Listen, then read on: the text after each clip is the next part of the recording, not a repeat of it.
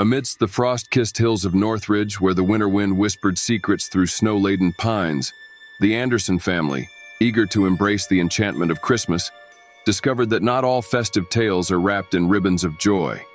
The old cottage they rented, nestled in a valley blanketed in pristine white, exuded a charm that seemed to transcend time. A lone Christmas tree stood proudly in the living room, adorned with ornaments collected over generations. Among them, an antique bauble caught the eye, an heirloom passed down through the Anderson lineage. As the family settled in on Christmas Eve, a subtle chill tinged the air, though the fireplace crackled with warmth. The children, wide-eyed with anticipation, requested the tale behind the ancient bauble, a request that unraveled a haunting narrative steeped in familial lore. The patriarch, Mr. Anderson, began recounting the legend that had echoed through the generations. It spoke of a distant ancestor, Abigail, who, on a Christmas Eve long ago, ventured into the woods to seek a mysterious gift said to bring prosperity to the Anderson line. Abigail, guided by a map drawn by the village mystic, ventured into the heart of the enchanted grove, an ethereal woodland where the boundaries between the mortal realm and the supernatural blurred. Legends whispered of a sacred tree bearing enchanted baubles that bestowed blessings upon those who possessed them. As Abigail approached the sacred tree, she felt the air thrumming with an otherworldly energy.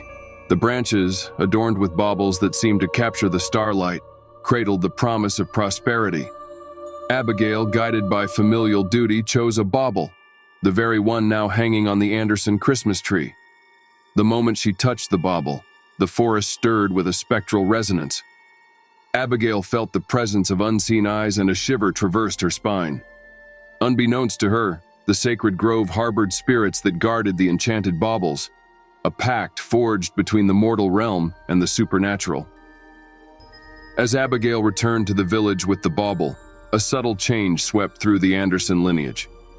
Prosperity graced their lives, and the legend of the enchanted bauble became a cherished tale passed down through the generations. However, the pact forged in the enchanted grove came with an unspoken clause, one that demanded reciprocity from the Andersons. Back in the present, as Mr. Anderson concluded the tale, the children's eyes widened with a mix of awe and trepidation. The fireplace seemed to flicker with a spectral dance, casting shadows that danced with the memories of ancient pacts. As the clock approached midnight, a subtle change crept through the cottage. The air hummed with an ethereal resonance, and the lights on the Christmas tree flickered in synchrony with the ancestral bauble. Unseen by the human eye, the spirits of the enchanted grove stirred, their presence tangible in the frost-laden air. The children, drawn by an unseen force, found themselves standing before the Christmas tree. The ancestral bauble, now bathed in an otherworldly glow, seemed to pulsate with a spectral energy. In a hushed whisper, the spirits conveyed a message, a plea for the family to honor the pact forged in the shadows of time. In a climactic moment, the ancestral bauble levitated, suspended in midair. The room quivered with an otherworldly force as the spirits, their presence now palpable, beckoned the Anderson children to embark on a journey to the heart of the enchanted grove. The children, guided by the spectral dance of the lights, stepped into a portal that materialized in the living room. The cottage dissolved, and the Andersons found themselves standing at the edge of the enchanted grove, a realm where the frost-laden trees whispered secrets carried through the ages. As the children ventured deeper into the grove, they discovered a spectral ceremony unfolding, a dance between the spirits and the ancestral bauble. The spirits, bound by the ancient pact, conveyed a message through ethereal visions, a plea for the family to understand the delicate balance between mortal desires and the supernatural forces woven into the fabric of the enchanted grove.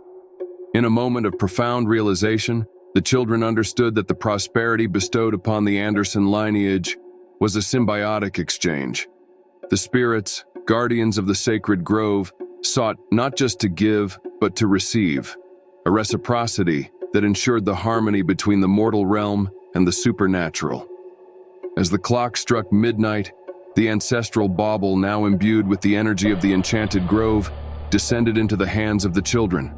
The spirits, their spectral forms bathed in an otherworldly radiance, nodded in approval. The children, now bearers of the ancient pact, felt a connection that transcended time. The portal reappeared, and the Anderson family found themselves back in the cottage. The ancestral bauble, though returned to its place on the Christmas tree, bore a renewed glow, a testament to the reciprocity that bound the family to the enchanted grove. News of the Anderson family's spectral encounter spread through Northridge, weaving its way into the town's folklore. The enchanted grove, once a realm shrouded in mystery, became a symbol of a Yuletide truce, a night when a family, drawn into the dance between the living and the spectral, embraced the delicate balance between ancient pacts and the magic of Christmas.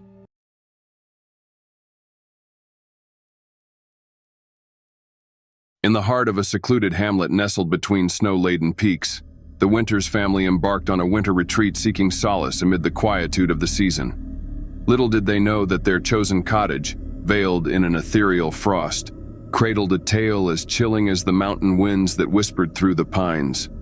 The cottage, with its time-worn charm, bore the weight of centuries in its stones. An ancient fireplace stood as the hearth of the home, its embers echoing with tales of bygone eras. The family, with 2 young children in tow, settled into the rustic warmth as the snowfall outside painted a serene tableau. As the clock struck midnight on Christmas Eve, the temperature plummeted, and the air seemed to crystallize with a spectral frost.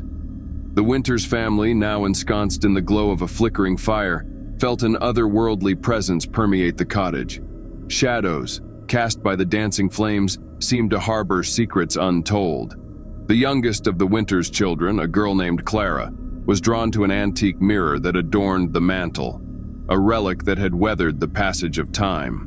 As Clara gazed into the mirror, the flames reflected in her eyes seemed to mirror the flickering shadows of unseen specters.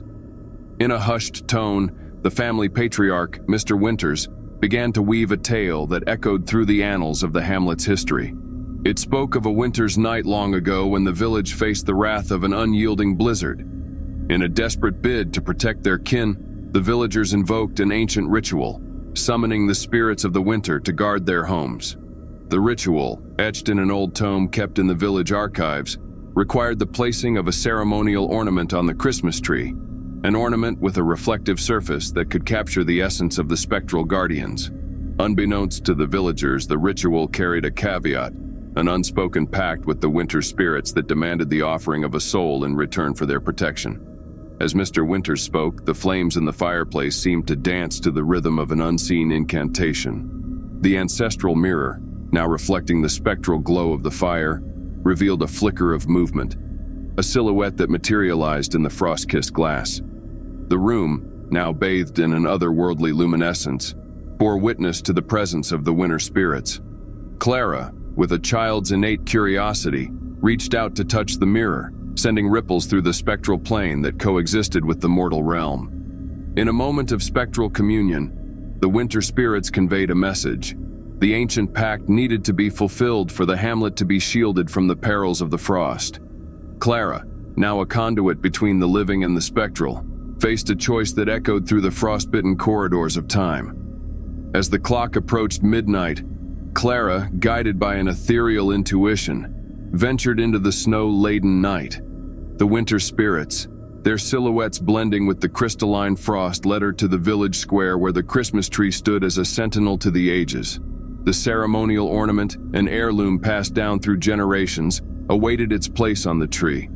Clara, now aware of the unspoken pact, hesitated, a fleeting moment pregnant with the weight of familial duty and the spectral destiny of the hamlet.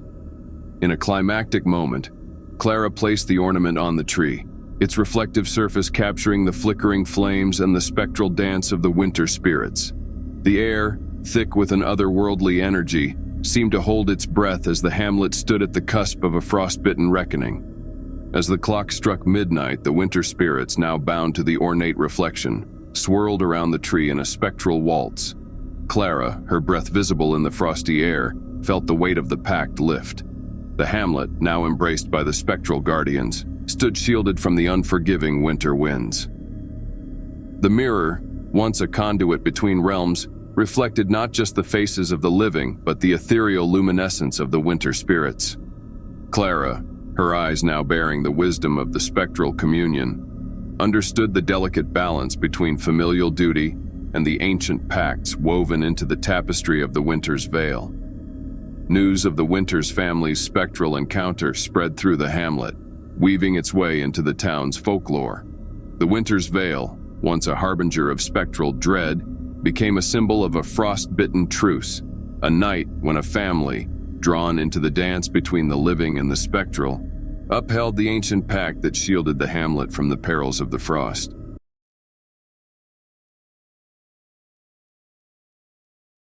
In the heart of Ravenswood, where centuries-old oaks stood as sentinels to tales whispered in the wind, the Thompson family sought a rustic haven for a Yuletide escape. Unbeknownst to them, the quaint cottage they rented cradled a story woven with threads of spectral enchantment, waiting to unravel in the silent night.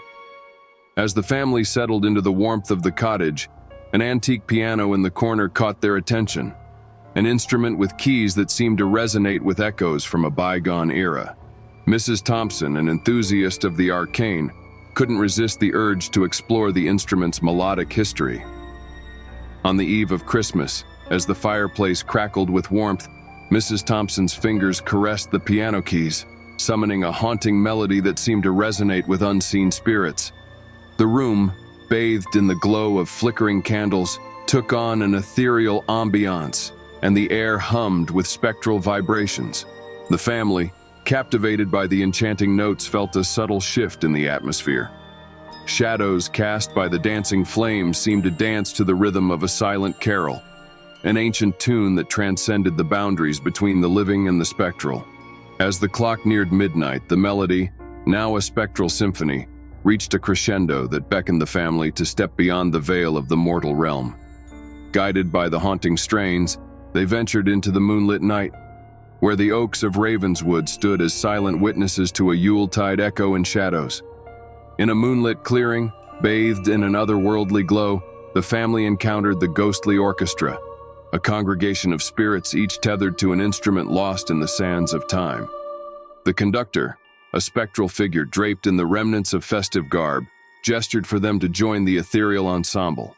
As the family took their place among the spectral musicians, the conductor, his eyes gleaming with a spectral luminescence, communicated through a silent exchange of gestures. The music, now an orchestration that resonated with the essence of ages past, seemed to carry the weight of untold stories. In the midst of the spectral symphony, the conductor, through ethereal gestures, conveyed a tale woven into the very fabric of Ravenswood. Long ago, a village plagued by strife sought solace in a spectral pact, a Yuletide covenant that invited the spirits to partake in a silent carol that echoed through the ages. As the village embraced the spectral truce, the ghostly orchestra came to life each Yuletide, weaving a silent carol that bridged the realms of the living and the spectral. However, the covenant carried a caveat. A family, chosen by the conductor, must join the spectral ensemble to keep the silent carol alive. The Thompson family, now bearers of the ancient pact, felt a connection to the spirits of Ravenswood. The conductor, with a spectral bow, invited them to participate in the silent carol, a tradition that ensured the spectral harmony of the village. In a climactic moment, the ghostly orchestra, now united with the living, played the silent carol that echoed through the moonlit night.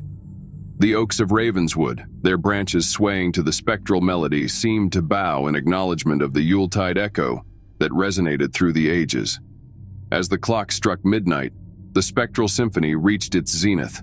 The conductor, with a spectral flourish, conveyed his gratitude to the Thompson family.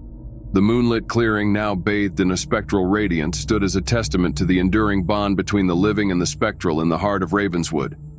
The family, guided by the ethereal luminescence, returned to the cottage as the spectral echo of the silent carol lingered in the winter air.